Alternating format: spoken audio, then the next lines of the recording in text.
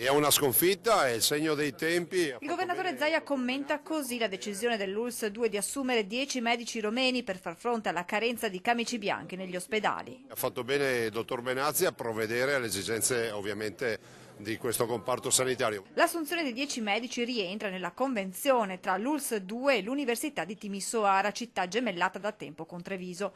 Il direttore generale Francesco Benazzi spiega che i dottori in arrivo non sono ancora quelli che servirebbero, ma che sono sufficienti per evitare le emergenze.